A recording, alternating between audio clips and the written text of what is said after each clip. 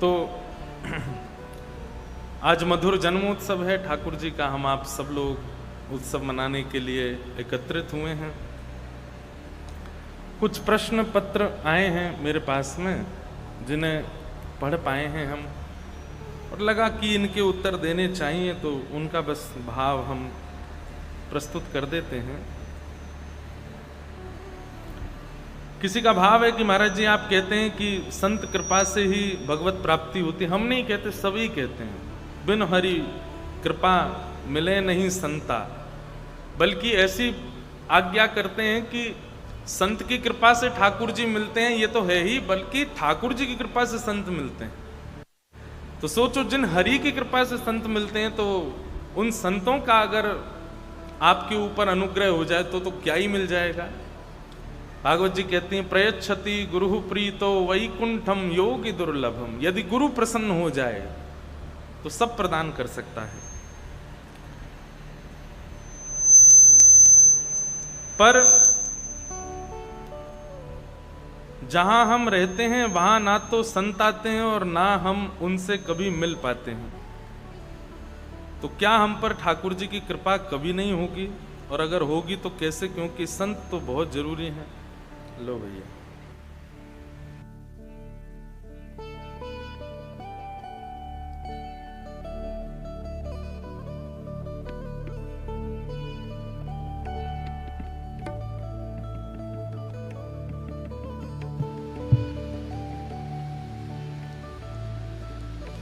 तो आपका भाव है कि अब आ रही है आवाज? हाँ, ठीक है। आप जहां रहते हैं वहां संतों का इतना आगमन नहीं होता, संत इतने आते नहीं हैं, तो क्या करें? अब देखो, एक बात सुनिए हमारी। जरूरी नहीं है कि संतों के दर्शन आपके पास आकर के हो जाएं, आपके नगर में आवे तो ही संत दर्शन होता है। कई बार आपको संतों के पास जाना चाहिए। अब जो लोग विदेश में रहते हैं उन पर कृपा कैसे हो? बेचारों को आना पड़ता है। एक भक्त हैं मीराबाई, ध्यान से सुनिएगा। एक भक्त हैं मीराबाई, जिनके नगर में बिन बुलाए संतों का आगमन होता रहता है। हर दिन एक नवीन संत पहुंचते ही हैं और मीराबाई उनका दर्शन करती हैं। अब आप इसको हरि कृपा मानोगे, या एक भक्त है विभीषण, जिसने अनेक युग अनेक वर्षों तक राम नाम जपा, लेकिन कभी संत दर्शन नहीं हुआ। और राम रावण युद्ध से कुछ दिन पहले हनुमान जी का आगमन हुआ। अब आप किसको भक्त मानोगे या किस पर कृपा मानोगे? आप मीराबाई को रोज संतों के दर्शन होते हैं, और लंका में विराजमान विभीषण को अपने पूरे जीवन काल में राम जी के दर्शन से पहले एक बार संत दर्शन हुए, वो भी हनुमान जी के। तो ये आवश्यक नहीं है कि आप जहां रहें या जिस नगर में आप रहें वहां संतों का आना जाना लगा रहे तो ही आप संत दर्शन करो। कई बार मैं ऐसा कथा में कहता हूं कि जिसको बहुत अभाव का अनुभव हो रहा है ना, वो उस पर अति कृपा है ठाकुर जी की। जिसे बहुत सहज में ही भगवत वस्तुओं का मिलन हो जाता है, वो कभी कभी अगर मीराबाई जैसी कृपा नहीं है ठाकुर जी की, तो कई बार बहुत ज्यादा संतों का आगमन, संतों के दर्शन कई बार व्यक्ति को उस मूल्य से वंचित कर देते हैं। जैसे उदाहरण दें, यदुवंशी भगवान के स्वयं के परिवारी जन द्वारिका में संत जन भरे पड़े हैं। ठाकुर जी को जाकर के कहना पड़ता है अपने बच्चों से कि भाई तुम सत्संग में कभी क्यों नहीं जाते हो? तो बच्चे कहते हैं हम भगवान के बेटे हैं, हमको जाने की क्या आवश्यकता है। सत्संग में वो जाते हैं जिनको, जो आपसे दूर हैं, जो विलग हैं, जो अन्य हैं। हम तो आपके ही हैं और हमें आप मिल चुके हो। आप हमारे चाचा लगते हो, हमारे ताऊ लगते हो, हमारे पिता लगते हो। हमको क्या आवश्यकता है सत्संग में जाने की? केवल इसी बात की वजह से भगवान ने यदुवंशियों का नाश करवाया। अब आप वहां क्या कहेंगे? वहां तो संतों के दर्शन, भागवत जी में वर्णन आता है कि द्वारवत्वाम कुरुद्वह अवासीत नारदो भिक्षणम कृष्णोपासन लालसा। द्वारिका में नारद आदि जैसे संत, सामान्य संत नहीं, नारद जैसे संत पड़े रहते हैं। लेकिन फिर भी भगवान के पुत्र उनका दर्शन नहीं करते। तो जिनका ये भाव है कि आपके नगर में संत नहीं आते, आप जिस क्षेत्र में वहां संत नहीं आते, तो आप जाओ। आप पे ठाकुर जी ने विशेष कृपा की है।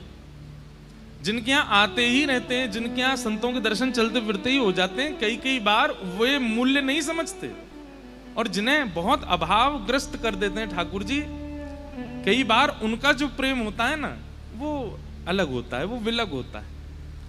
इसलिए इसको कृपा मानिए। और एक भक्त का एक स्वरूप होता है, वो हर स्थिति को कृपा मान करके जीता है भैया, चाहे जैसी हो। प्रहलाद जी महाराज, आप संतों की बात कर रहे हैं, प्रहलाद जी का तो घर ही पवित्र नहीं था, प्रहलाद जी के तो माता पिता ही पवित्र नहीं थे। महाराष्ट्र में एक भक्त हुई भगवान पंडरीनाथ की, उनका नाम था सक्कूबाई। क्या नाम था? सक्कूबाई का जन्म हुआ था एक भक्त परिवार में, लेकिन विवाह हुआ घोर नास्तिक परिवार। एक तो नास्तिक, और ऊपर से सक्कूबाई के ऊपर गाली देने वाले, मारने वाले, पीटने वाले, रोक टोक करने वाले, दुनिया भर का बुरा भला कहने वाले, ऐसे परिवार में सक्कूबाई का ब्याह हुआ।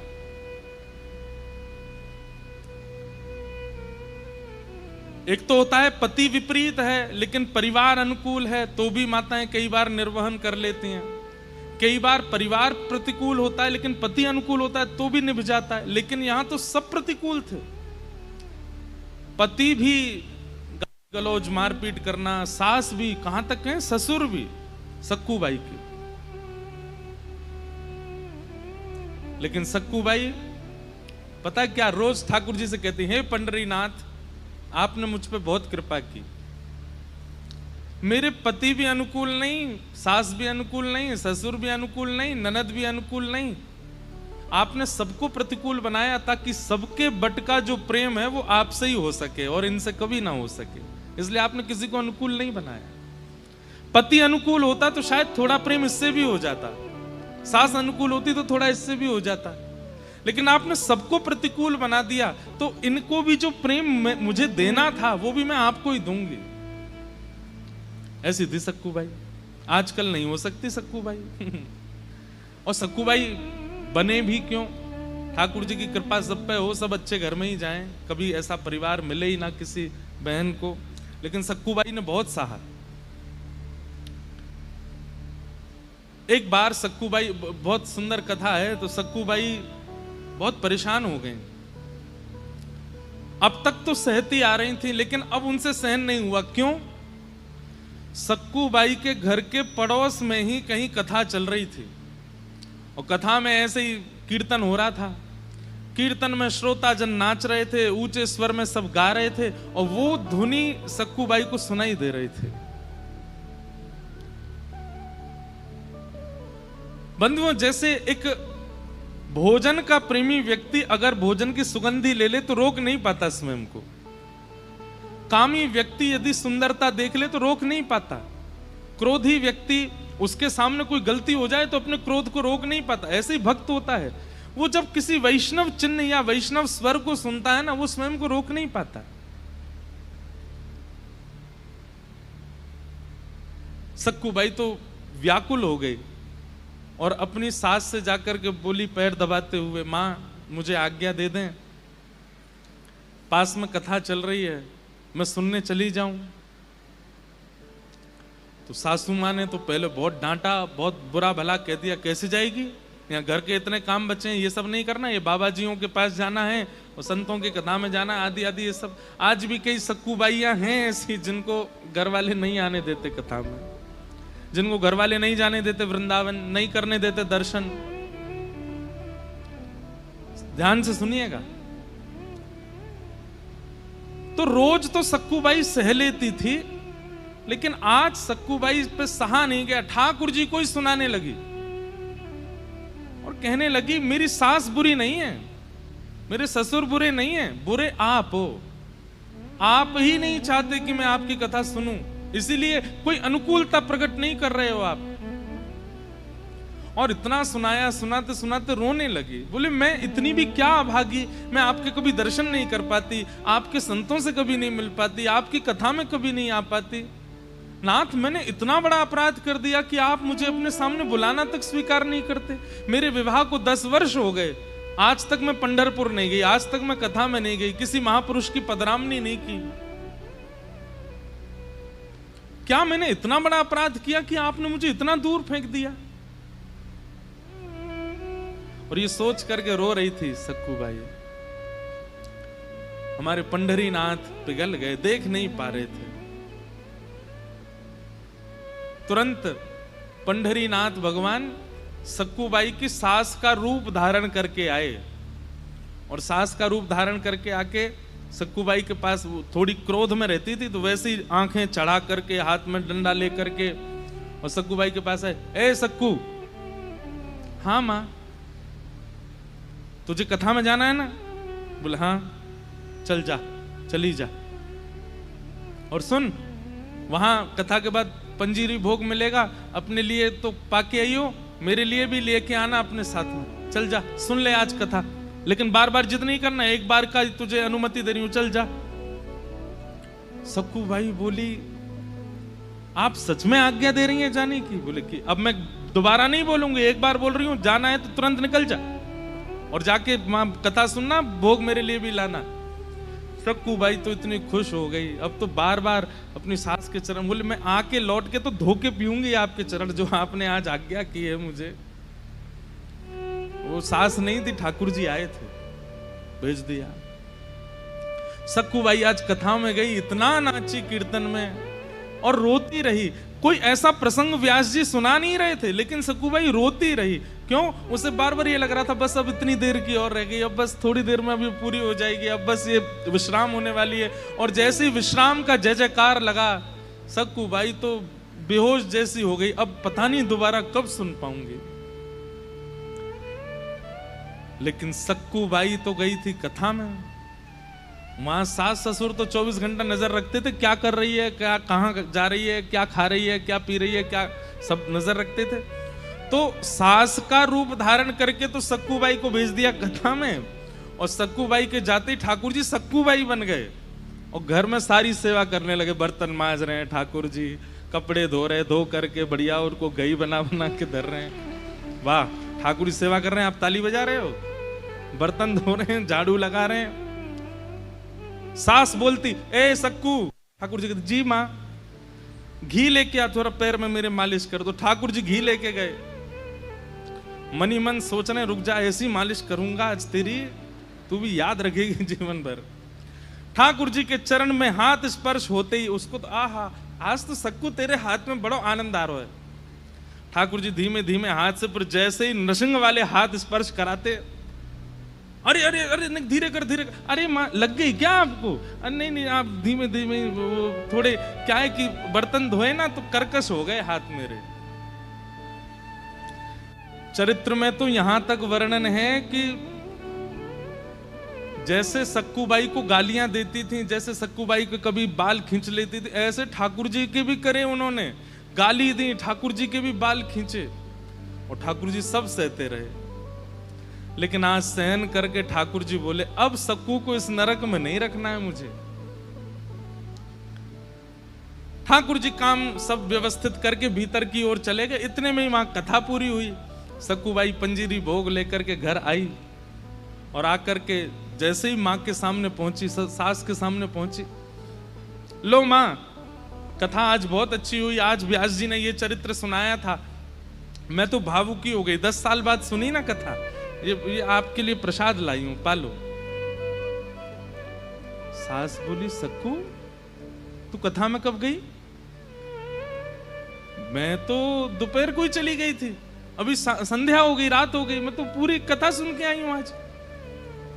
तू मुझे पागल बनाती, तू झूठ बोलती है। अभी तू तो यहाँ बैठी थी मेरे, तेने अभी ये मालिश करी है, घी लगाया, ये देख अभी भी पात्र रखा है, ये सब काम करके गई है वो, तू कब कब में चली गई प्रसाद लेके आई?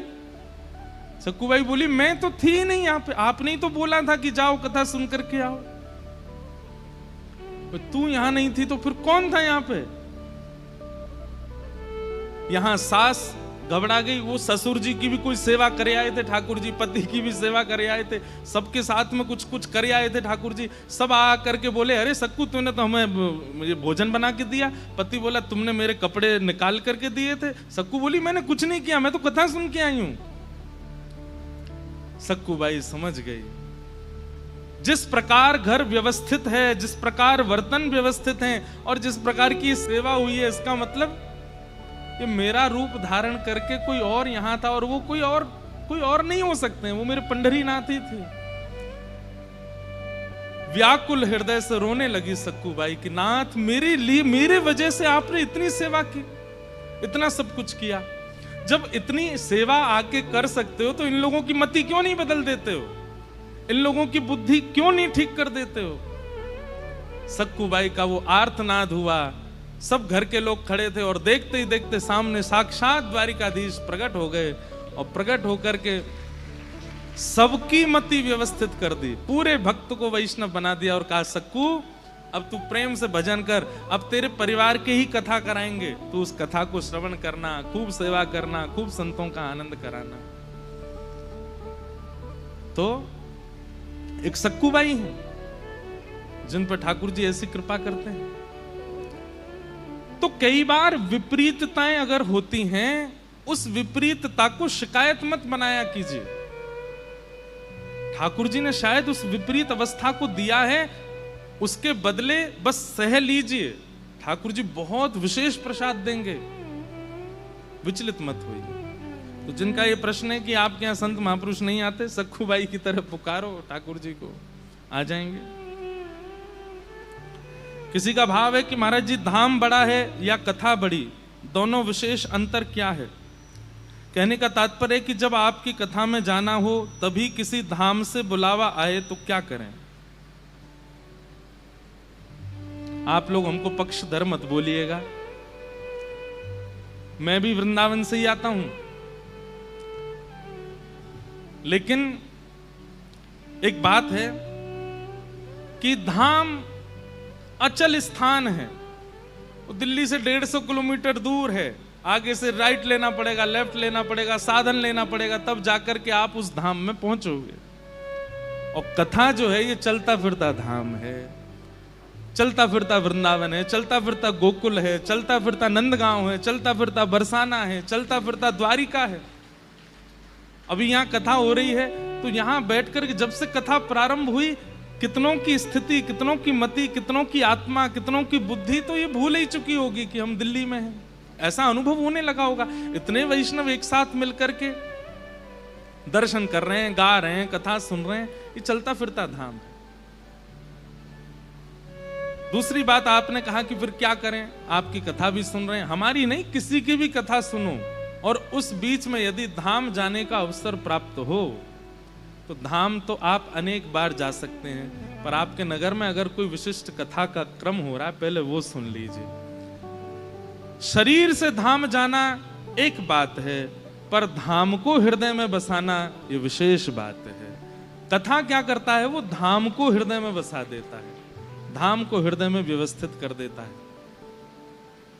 मेरो मन वृंदावन में अटको, मेरो मन वृंदावन में बन के जोगन डोलत ब्रज में, बन के जोगन डोलत ब्रज में, पीवत यमुना जल को, मेरो मन वृंदावन में, मेरो मन हरि चरण में। आगे हो वृंदावन, तुरंत अनुभव होने लगा कि ऐसा ही है वृंदावन। मन चल वृंदावन धाम, रटेंगे राधे राधे नाम, मिलेंगे कुंज बिहारी ओढ़ के कामर। अब वहां क्या कहा, तन चल वृंदावन धाम नहीं कहा है, वैसी बहुत भीड़ है रही है वृंदावन में, मन को घुमा लाए करो। नेत्र बंद करके जैसे सुबह उठते हो नेत्र बंद कर लिया करो। प्रात होत हम श्री यमुना जी जाएंगे, प्रात होत हम श्री यमुना जी जाएंगे, और परिक्रमा कर जीवन सफल बनाएंगे, परिक्रमा कर जीवन सफल बनाएंगे। फिर आगे क्या है? होएंगे सबके बिगड़े काम बनेंगे, सबके बिगड़े काम रटेंगे, राधे राधे नाम मिलेंगे, जो बिहारी ओढ़ के कामर कारी मिलेंगे, जो बिहारी ओढ़ के कामर। तो कथा क्या है? अब देखो, तन से आप 10-12 घंटे के लिए वृंदावन गए तो केवल वृंदावन का दर्शन कर पाओगे। अब गिरिराज जी भी जाना है, बरसाने भी जाना है, नंदगांव भी जाना है, तो 3-4 दिन का समय लेना पड़ेगा। तो कथा तो ऐसी है कि एक दिन में 3 घंटा में सबरी ब्रज को 84 कोस घुमा लावेगी आपको। तो अगर कभी सत्संग का अनुभव मिलता है, सत्संग का अवसर मिलता है, और उसी समय यदि धाम दर्शन की भी स्थिति प्रकट हो रही है, तो पहले सत्संग श्रवण करो, फिर धाम चले जाओ। पहले कथा श्रवण करो, क्योंकि कथा में सब हैं, सब विद्यमान हैं। किसी का प्रश्न है कि हम प्रतिदिन के जीवन में अनेक पाप हो जाते हैं, कुछ अनजाने में होते हैं तो कुछ पूर्णतः चेतन अवस्था में। कभी कभी ऐसा होता है कि मैं जानता हूं कि जो मैं कर रही हूं वह उचित नहीं है, फिर भी स्वयं को रोक नहीं पाते। ये स्थिति पता है किसकी है? बहुत ध्यान से सुनिएगा। कई बार आपको पता होता है कि ये पाप है, और आपको ये भी पता होता है कि इसके लिए आचार्यों ने, गुरुजनों ने, माता पिता ने, ग्रंथों ने, शास्त्रों ने मना किया है कि ये नहीं करना चाहिए। और एक बात कहते हैं, केवल आपको नहीं पता, जो पाप करते हैं उन सबको पता है कि ये पाप है, पर फिर भी वो करते हैं। ठीक ऐसी ही बात आती है महाभारत में। महाभारत के धृतराष्ट्र, कौरवों के पिताजी, वो क्या कहते हैं कि जानामि धर्मं नच में प्रवृत्ति, जानाम्य धर्मं नच में निवृत्ति।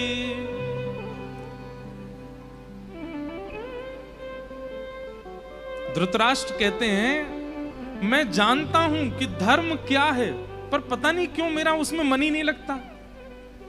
और मैं जानता हूं कि ये अधर्म है जो मैं कर रहा हूं, पर पता नहीं मैं क्यों इससे बच ही नहीं पा रहा हूं।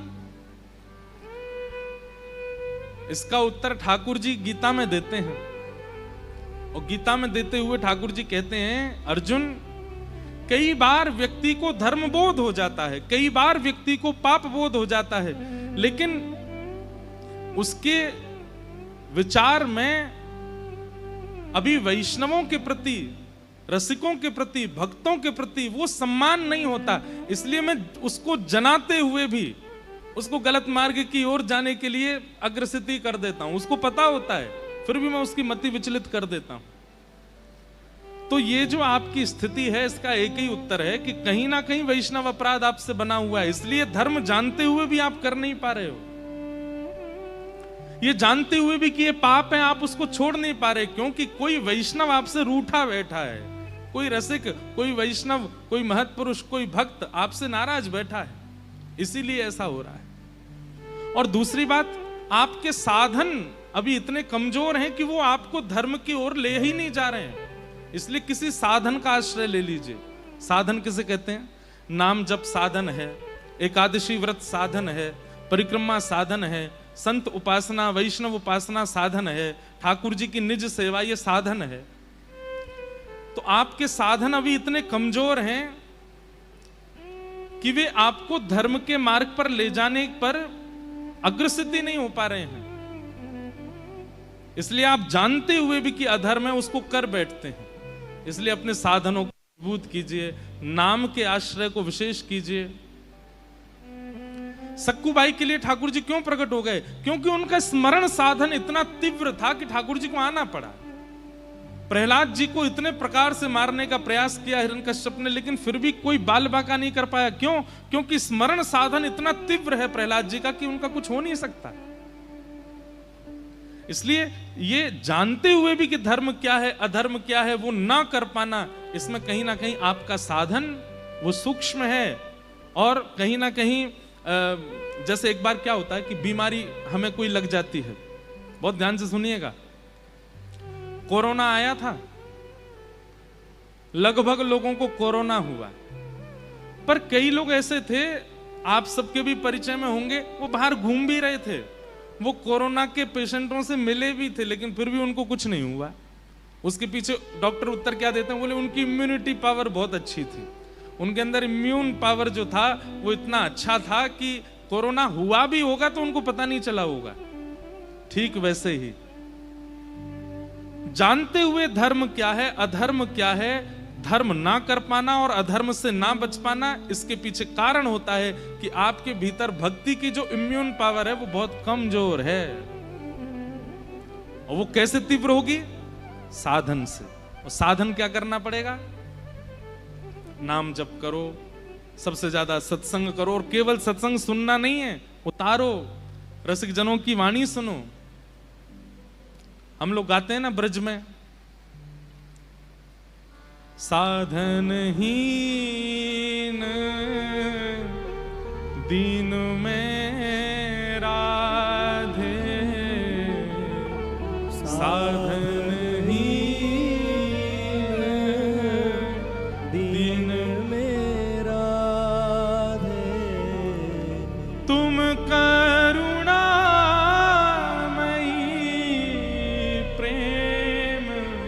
अगाधे, तुम करुणामयी प्रेम अगाधे, मोहे तो भरोसा है तेरो री किशोरी, मोहे तो भरोसा है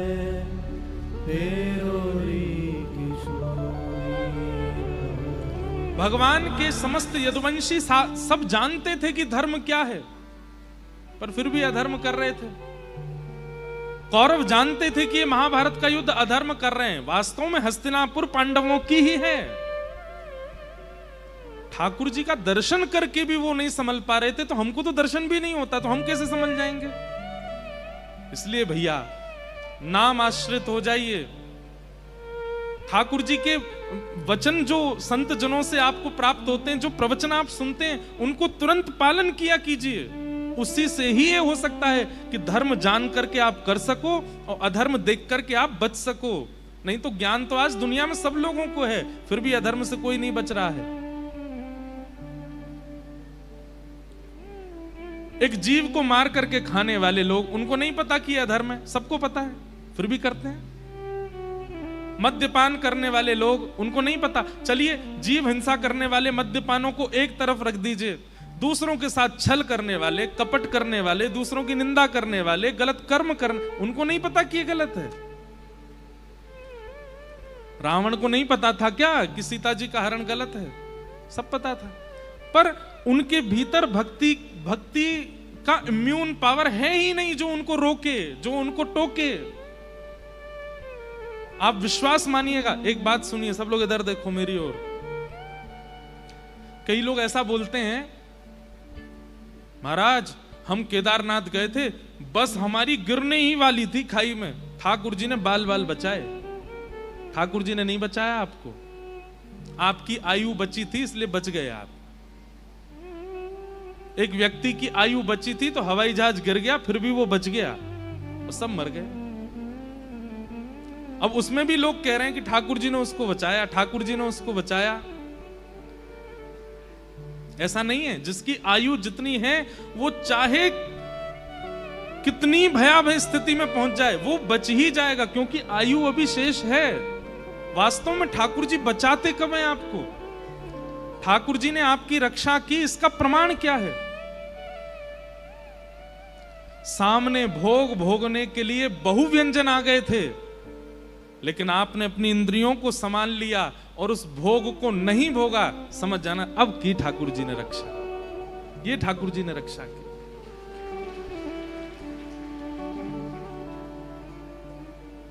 असंख्य सुंदर स्त्रियां आ गई सामने, असंख्य सुंदर पुरुष आ गए सामने, असंख्य भोगने के लिए वस्तुएं आ गई सामने, लेकिन आपने अपनी इंद्रियों को विचलित नहीं होने दिया और आप अपने आप को वशीकृत करते हुए, संभालते हुए कैसे भी उस स्थिति से निकल गए।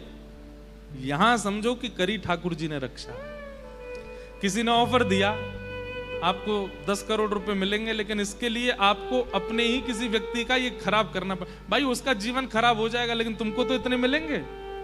और आपने उसको अगर ठुकरा दिया तो समझो अब करी ठाकुर जी ने रक्षा। ऐसी स्थितियों को समझिए कि ये है भगवत रक्षा। प्राणों की रक्षा को ही हम समझ जाते हैं कि ये ठाकुर जी बचा रहे हैं बस हमको। अरे भाई, जहां पर व्यवहार में, जहां पर स्वभाव में, जहां पर अपनी क्रिया में, अपनी इंद्रियों के द्वारा आप बच रहे हो, वो है भगवत रक्षा। तो इसलिए जानते हुए भी कि ये पाप है, आप कर बैठ रहे हो, तो इसमें यही समझिए कि अभी आपका जो भीतरी साधन है वो इतना स्ट्रांग हुआ नहीं है कि आपको उससे रोक दे। हम ऐसे ऐसे लोगों को जानते हैं, अब आपको विश्वास नहीं होगा, कल यहां दीक्षा क्रम हुआ तो दीक्षा में एक नियम होता है कि हमारे यहां पंच संस्कार होते हैं, और पंच संस्कारों में एक संस्कार होता है नामकरण किया जाता है। कई लोग रह गए हैं, वो आज यहां आ जाना, कथा के बाद उनका नामकरण भी हो जाएगा। तो नामकरण में क्या किया जाता है, सबके नाम पूछे जाते हैं, आपका नाम क्या है। तो फिर गुरुदेव की इच्छा होती है तो उसका फिर नामकरण करते हैं। अगर नाम उचित लगता है तो वही नाम रहने देते हैं, और अगर इधर देखो, यहां देख लो, और अगर मन होता है कि नहीं नाम नहीं बदलना तो नहीं बदलते, वही नाम रहने देते हैं।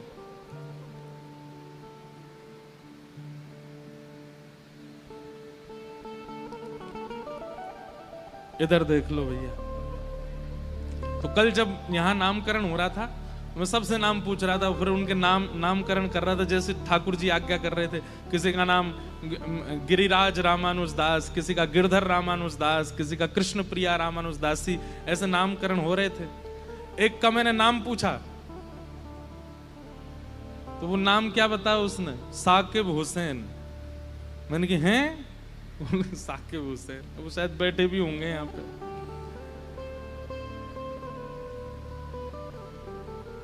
अब उसकी स्थिति देखो,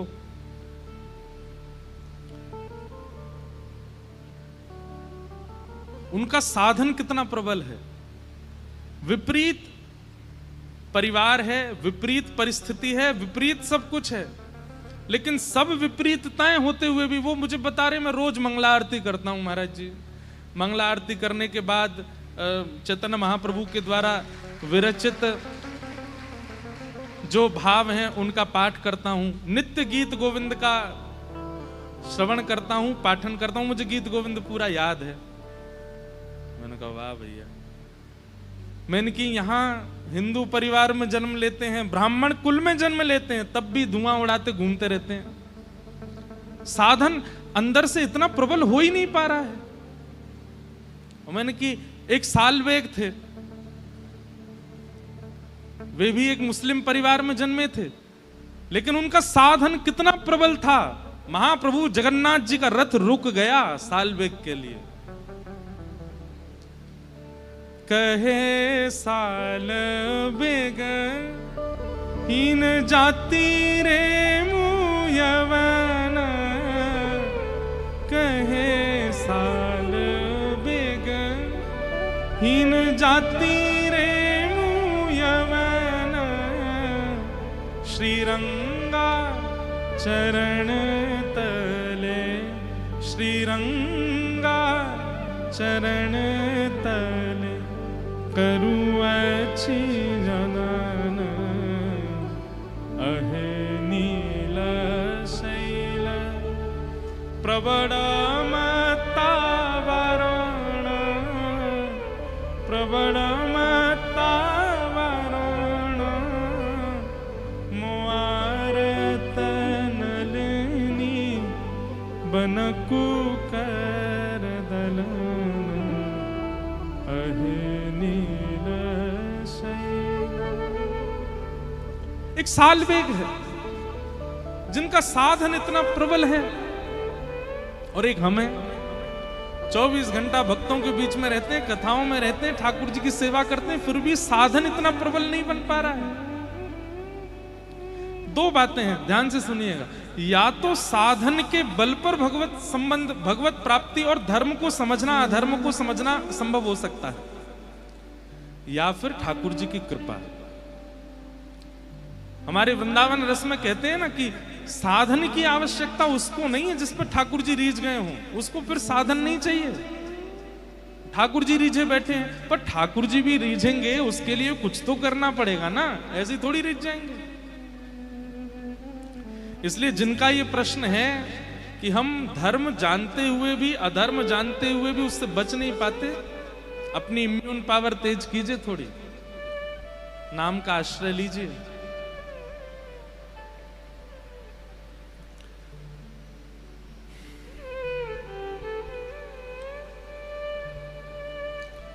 किन्हीं का भाव है कि हमारी निष्ठा राधा वल्लभ जी में है, पर गुरु रूप में आपको देखते हैं, आपने स्वप्न में दीक्षा भी दे दी, मेरा मार्गदर्शन करें।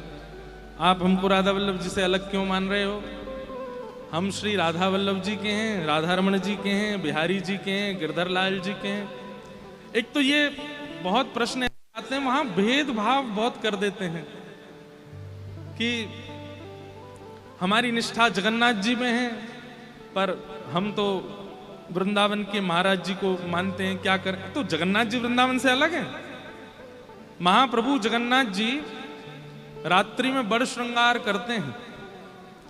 बड़ श्रृंगार का मतलब पूरे दिन में सबसे विशेष श्रृंगार उनका रात में होता है। पूरी दुनिया के मंदिरों में श्रृंगार घटता है रात को, ठाकुर जी शयन में जा रहे हैं, पर एकमात्र महाप्रभु जगन्नाथ है जिनका विशेष श्रृंगार रात को होता है। महाप्रभु जी की भुजा नहीं है, लेकिन रात्रि में जब उनका श्रृंगार होता है तो पुष्पों से उनकी भुजा बनाई जाती है, 5 हाथ बनाए जाते हैं। महाप्रभु जगन्नाथ जी के पलक नहीं है, पुष्पों से पलक बनाई जाती है ठाकुर जी के। हमने एक बार पुजारी से पूछा, मैंने कि इतना बड़ा श्रृंगार रात को ठाकुर जी सोते कैसे होंगे? तो बोले हमारो ठाकुर सोते नहीं है। मैंने तो बोले कपाट बंद होते ही वृंदावन भाग जाते हैं, इसलिए तैयार करते हैं हम इनको कि रात में राज करने जा रहे हैं वृंदावन। तो ये भेद दृष्टि क्यों मान रहे हो आप कि आप राधा वल्लभ जी में निष्ठा रखते हो, तो हम कौन राधा वल्लभ जी से अलग हैं? हृदयवंश महाप्रभु का चरित्र हम गाते हैं, सेवक जी की वाणी हम बोलते हैं, इतनी लीलाएं, विठल दास जी का चरित्र है आदि, सब हम सब संप्रदायों का सम्मान करते हैं। इसलिए हम किसी से अपने आप को विलग मानते नहीं। आपकी भावना को प्रणाम। जोई जोई प्यारो करे सोई मोहे भावे, जोई जोई प्यारो करे सोई मोहे भावे, भावे मोहे सोई सोई सोई करे प्यारे, भावे मोहे सोई सोई सोई करे प्यारे, जोई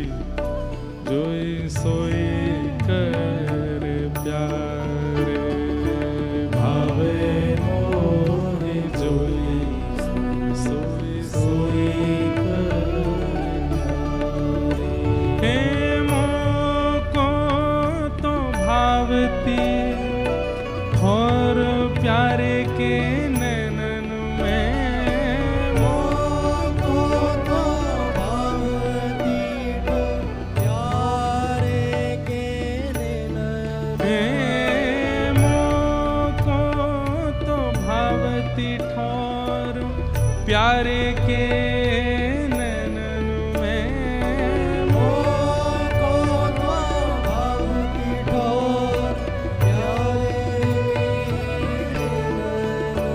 हाँ प्यारे भय चाहे मेरे नैनन के तारे, प्यारे भय चाहे मेरे नैनन के तारे, जोई जोई प्यारो करे सोई मोहे भावे, जोई जोई प्यारो कर सोई मोहे भावे, भावे मोहे जोई सोई सोई कर प्यारे, भावे मोहे जोई सोई सोई कर प्यारे।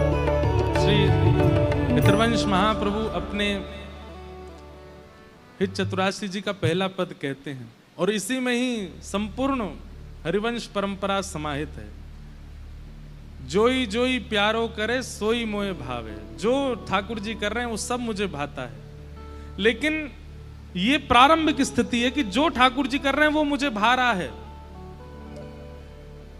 और फिर आगे की स्थिति क्या है, बोले भावे मोहे जोई सोई सोई करे प्यारे। अब स्थिति क्या हो गई, बोले जो मुझे भाता है ठाकुर जी वही करते हैं, उससे अलग कुछ करते नहीं है। मुझे जो पहले क्या था कि ठाकुर जी जो कर रहे हैं सब मुझे स्वीकार है, लेकिन बाद की स्थिति क्या हो जाती है, बोले मुझे जो प्रिय लगता है ठाकुर जी वही करते हैं, उससे अलग कुछ करते नहीं है। अद्भुत है भैया, ये आचार्य सब हमारे ऐसे ऐसे भाव लेकर के आए हैं। इन भावों के साम्राज्य को स्वीकार कर लीजिए। ये परंपरा और संप्रदायों को विलग विलग मान करके वंचित मत हो जाइए भगवत प्राप्ति से, सबको स्वीकार करो। बोलो वृंदावन बिहारी लाल की। आज कथा में ठाकुर जी के सुंदर भाव प्रस्तुत करने वाली हमारी मेहुल जी भी आई हैं, उनका बहुत बहुत अभिनंदन, बहुत बहुत स्वागत। अगर विश्राम तक रुकेंगे तो कुछ भाव आपके भी श्रवण करेंगे। आज ठाकुर जी को नंदोत्सव है, वैसे तो यहाँ सब लोग ही गावे वारे बैठे हैं, जितने बैठे हैं इतने इनके ऊंचे ऊंचे स्वर हैं कि हमको ही शांत होना पड़ता है, लेकिन सब रसिक जन पधार रहे हैं, सब ब्रज रस प्रेमी जन आ रहे हैं, सबका खूब खूब स्वागत, अभिनंदन। आइए कथा क्रम में चलें, खूब कथा रह गई है और नंदोत्सव तक पहुंचना है। आप लोग भी डटे रहना, बैठे रहना, चलते हैं। तो कल हम लोगों ने श्रवण किया कि श्री वेदव्यास जी महाराज ने सुखदेव जी को भागवत जी का रस प्रदान किया और श्री सुखदेव जी महाराज ने वही भागवत रस पांडवों के वंशधर परीक्षित जी को सुनाया। लोग प्रश्न करते हैं कि परीक्षित जी ने ऐसा क्या किया जिसके कारण उनको भागवत जी का आश्रय लेना पड़ा, क्योंकि 7 दिन में मरने का श्राप लगा था परीक्षित जी को। तो यहां से अब महाभारत का थोड़ा प्रसंग सुनाते हैं। हम कुछ कुछ प्रसंगों को स्पर्श करते हुए 10वें स्कंद तक पहुंचेंगे। आप सब लोग बहुत ध्यानपूर्वक सुनिएगा।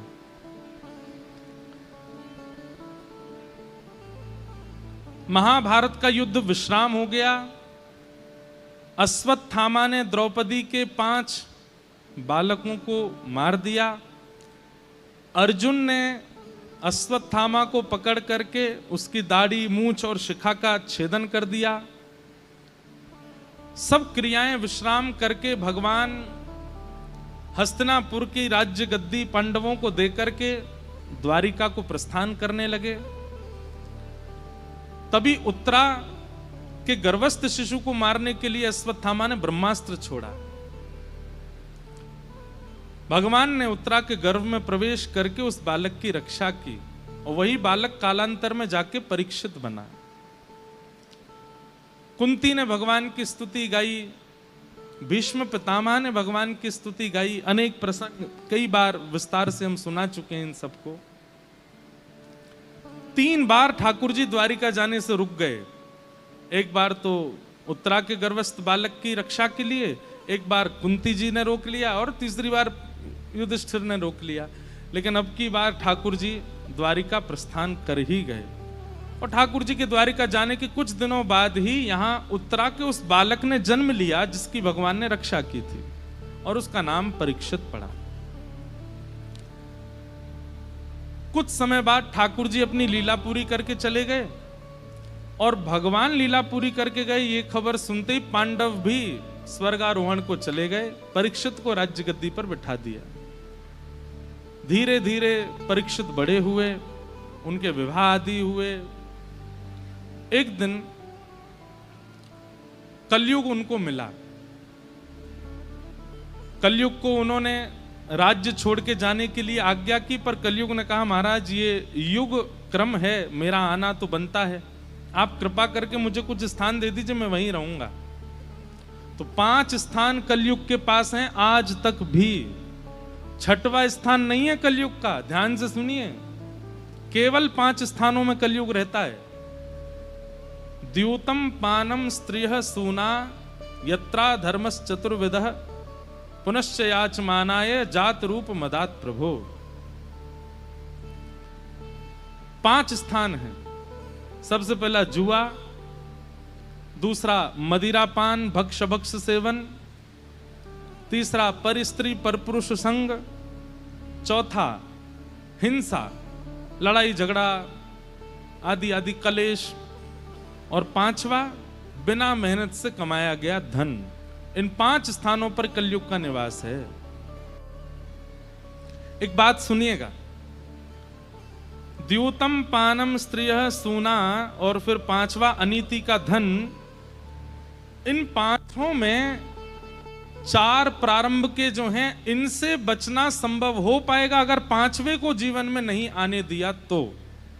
समझ रहे हैं बात को? 5वां स्थान कौन सा था? बिना मेहनत के कमाया गया धन। अगर इससे आप बच गए, परिश्रम का त्याग नहीं किया, तो फिर ये बाकी के 4 जो हैं ये जीवन में नहीं आएंगे। यदि कोई व्यक्ति परिश्रम से धन का संचय करता है तो उसके जीवन में जुआ नहीं आएगा, द्यूतम नहीं आएगा, पानम नहीं आएगा, परिस्त्री संग आदि सब ये सब नहीं आएंगे। इन 4 का प्रादुर्भाव भी तब होता है व्यक्ति जब अनीति से धन कमाता है। पारिश्रमिक व्यक्ति कभी नहीं जाता जुआ खेलने। परिश्रमी व्यक्ति कभी नहीं पीता मद्यपान और आदि ये सब नहीं करता। परिश्रमी व्यक्ति, मेहनती व्यक्ति परिस्त्री पर पुरुष संग नहीं करता और परिश्रमी व्यक्ति किसी से विवाद भी नहीं करता। लेकिन जब व्यक्ति परिश्रम का त्याग कर देता है तो उसके जीवन में ये 4 का आने का भय लगा ही रहता है। इसलिए आपको ये 4 संभालने हैं तो 5वां संभाल लीजिए। 1 रुपया भी कमाने का अवसर मिले तो ये प्रयास कीजिए कि मेहनत करके हो। यदुवंश के नाश का कारण भी यही बना क्योंकि संपत्ति श्री कृष्ण की है और यदुवंशी सब सोचते हैं कि श्री कृष्ण हमारे हैं तो संपत्ति भी सब हमारी है, परिश्रम करना नहीं है। ये बात याद रखिएगा। हमारे भारत में एक परंपरा है कि माता पिता इतना कमा के रख देते हैं कि बालकों को परिश्रम ना करना पड़े, पर यह सोच अच्छी नहीं है। हाँ, आप कमा लीजिए, आप व्यवस्थित कर दीजिए उनके लिए, लेकिन उनको फिर भी परिश्रम करवाया कीजिए। अधिकतर देखा जाता है कि कथा ना सुनने वालों में सबसे ज्यादा बालकों की संख्या उन घरों की है जो बहुत धनवान है। यहां पे बैठे होंगे लेकिन उनके आंकड़े देखेंगे तो आप 10-15% ही वो बालक होंगे जो अच्छे घर से हैं। अच्छे घर से का मतलब है खूब धनवान घर से हैं। खूब धनवान घर से का मतलब है कि दिन में 5 बार भोजन बनता है। बाकी जो लोग सत्संग में आते हैं, कथा सुनते हैं, वृंदावन जाते हैं, अपने नित्य भगवत सेवा में लगे। अधिकतर वो लोग होंगे जो बहुत परिश्रम करते हैं, एक 1000 रुपए कमाने के लिए भी उनको बहुत परिश्रम करना पड़ता है। वो फिर भी अपने परिश्रम से समय निकाल के वृंदावन जाते हैं, गिरिराज जी जाते हैं, संतों को प्रणाम करते हैं। धनवान बच्चे ये सब नहीं करते। इसलिए हमारी आपसे प्रार्थना, विशेष रूप से दिल्ली के माता पिताओं से, कि बच्चों को अगर आप संभालना चाहते हैं तो धनवान हैं ये बचपन से उनको पता मत लगने दीजिए। यहीं से ही बुद्धि भ्रमित होती, उनको लगता है हमको क्या करना, पिताजी ने इतना कमाया, किसके लिए कमाया, हम इसको उड़ाएं क्यों नहीं। इसलिए कलयुग के इन 4 प्रचंड रूपों से बचना है तो 5वें रूप को आप सुधार लीजिए। अनीति से धन को घर में आने ही मत दीजिए। अभी कोविड टाइम में एक नया प्रोसेस शुरू हुआ था, वर्क फ्रॉम होम, घर से काम करो। सब जानते हैं कि घर से काम करने वाले कैसे कर रहे थे। बच्चे घर से ही पढ़ रहे थे कई लोगों के, वो भी पता है कि वो कितना पढ़ रहे थे। अभी मेरे को सुनने में आता है आज भी कई लोग वर्क फ्रॉम होम कर रहे हैं, अभी भी घर से ही चल रहा है उनका काम। भैया थोड़ा परिश्रम करो, गृह त्याग करना थोड़ा जरूरी होता है, घर से बाहर निकलना थोड़ा आवश्यक होता है। थोड़ी विपरीत अवस्था और विपरीत लोगों के बीच में बैठना और थोड़ा उनकी सुनना जरूरी होता है, क्योंकि वही परिश्रम कहलाता है। और उसके बाद जब आप धन कमाते हैं तो वो धन आपकी बुद्धि भ्रमित नहीं करेगा। पड़े पड़े कमा रहे हैं तो फिर उससे तो काम बिगड़ना ही है ना। बुद्धि भ्रष्ट करता है बिना मेहनत से कमाया गया धन। ये 5 स्थान प्रदान किए राजा परीक्षित। 5 स्थान देने के बाद जब अपने घर आए, आकर के तय खाने में जाके देखा एक सुंदर मुकुट रखा था जो कि जरासंध का था, पांडवों ने जीता था। अब ये इन्होंने परिश्रम करके तो रखा नहीं था, बस उठा करके अपने सिर पर धारण किया। इतने में ही कलयुग प्रविष्ट हो गया। और कलयुग प्रविष्ट होता है, उसका सबसे पहला द्योतक क्या है, इशारा क्या है। कलयुग आपके ऊपर आक्रमण कर चुका है, इसका सबसे पहला इशारा क्या है। भक्त का, वैष्णव का, संतों का, भगवत संबंधी जीवों का उपहास मन में होने लगे, उनके प्रति दुर्भावना चित्त में आने लगे। जो हरि के हैं, जो हरि के संबंधी हैं, जिन्होंने अपना पूरा जीवन ठाकुर जी की सेवा में व्यतीत कर रखा है, ऐसे संत हैं, महापुरुष हैं, ब्रजवासी हैं, रसिक जन हैं, उनके प्रति दुर्भावना चित्त में आने लग जाए, यही कलयुग का प्रथम प्रभाव है। किसी व्यक्ति को जब किसी को अपने वश में करना होता है तो वो जिन अच्छे लोगों से जुड़ा होता है उसकी निंदा करना शुरू कर देता है। अरे तुम जिससे मिलते हो वो तो ऐसा है, वो तो वैसा। और आप जैसी उस निंदा को स्वीकार करते हो, उन लोगों से दूर होते हो, तो गलत व्यक्ति अपने चंगुल में ले लेता है। कलयुग का सबसे पहला प्रभाव होता है कि ये धार्मिक स्थानों से, धार्मिक प्रवचनों से, धार्मिक लोगों को आपकी दृष्टि में गिराना शुरू करता है। उनके प्रति दुर्भाव आपके चित्त में आने लग जाते हैं। बस उसी समय समझ जाइए कि कलयुग आ चुका है। आप कलयुग के चपेटे में आ चुके हैं। इससे बचिए। राजा परीक्षित वन में गए, वन में प्यास लगी तो एक ऋषि के आश्रम में चले गए, लेकिन कलयुग का प्रभाव हो चुका था तो ऋषि समाधि में बैठे थे। समाधि में बैठे ऋषि को देख करके हमेशा परीक्षित जी के मन में आता था कि समाधि में प्रणाम कर लूं, लेकिन आज मन में क्या आया, चक्रवर्ती सम्राट आया है द्वार पे और ये अभी भी समाधि में बैठे हैं। इनके मन में जरा भी लज्जा नहीं आती कि चक्रवर्ती सम्राट आया, मैं नेत्र खोल के इसका स्वागत तो करूं। ये कलयुग का प्रभाव है। और राजा परीक्षित ने अपना अपमान जान करके एक मरा हुआ सर्प उठा करके उस ऋषि के गले में डाल दिया। परीक्षित तो चले गए, लेकिन कुछ बालकों ने ऋषि के पुत्र को जाकर के ये बात बता दी कि तुम्हारे पिता के गले में मरा हुआ सर्प राजा परीक्षित ने डाला। ऋषि पुत्र को क्रोध आया और उसने तुरंत जल हाथ में लिया और कहा, मैं श्राप देता हूं, मेरे पिता का अपमान करता है राजा परीक्षित, अगले 7 दिन में तक्षक सर्प डस देगा और इनकी मृत्यु हो जाएगी। श्राप दे। ऋषि का जब ध्यान खुला, मरा हुआ सर्प देखा तो उठा के फेंक दिया। पुत्रों ने आके बताया, पिताजी आज राजा परीक्षित ने आपका अपमान किया, मैंने उसको श्राप दे दिया है, 7 दिन में मर जाएगा वो। ये बात सुनकर के ऋषि प्रसन्न नहीं हुए। ऋषि बोले, देख बेटा, ये गलत किया तुमने।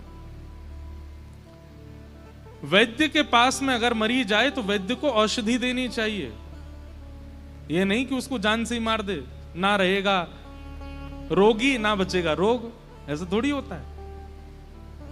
राजा परीक्षित को रोग हुआ था, वो रोग का निवारण करना, तुमने तो उसको सीधे मृत्युदंडी दे दिया। अपने शिष्य गुरुमुख से कहा, जाओ जाकर के राजा परीक्षित को बता दो 7 दिन ही बचे उसके जीवन के, अपनी मुक्ति का उपाय खोज ले। यहां राजा लौट करके आए थे, जैसे ही मुकुट उतारा, मुकुट उतारती उनको अब ग्लानि हुई। मैं आज एक संत के यहां गया था और उसको समाधि में देख करके मैंने मरा हुआ सर्प क्यों डाल दिया उनके गले में, मैं इतना अभिमानी कैसे हो गया, मैं इतना मान प्रतिष्ठा का आदि कैसे हो गया, ये कलयुग करवाता है। राजा परीक्षित बोले, अब मेरा जीवित रहना उचित नहीं है, मैंने एक ऋषि का अपमान किया। इतने में तो ऋषि के यहां से शिष्य ने आकर के राजा को कहा, राजन आज आपने जो कृत्य किया उस पर ऋषि के पुत्र श्रृंगी ने आपको श्राप दिया है, आपके जीवन के केवल 7 दिन बचे हैं, अपनी मुक्ति का उपाय खोज लीजिए। यह खबर सुनकर के राजा परीक्षित विचलित नहीं हुए, तुरंत अपने पुत्र जन्मेजय को राज्य गद्दी पर बिठाया और निकल पड़े गंगा के तट पर।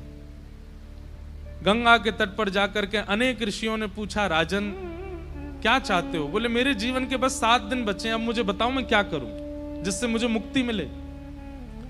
सबने अनेक अनेक उपाय बताए, पर नहीं को मुनिर यस्य वच प्रमाण, किसी ने प्रमाण से नहीं कहा कि ये करो अच्छा होगा। तब वहां श्री सुखदेव जी का आगमन।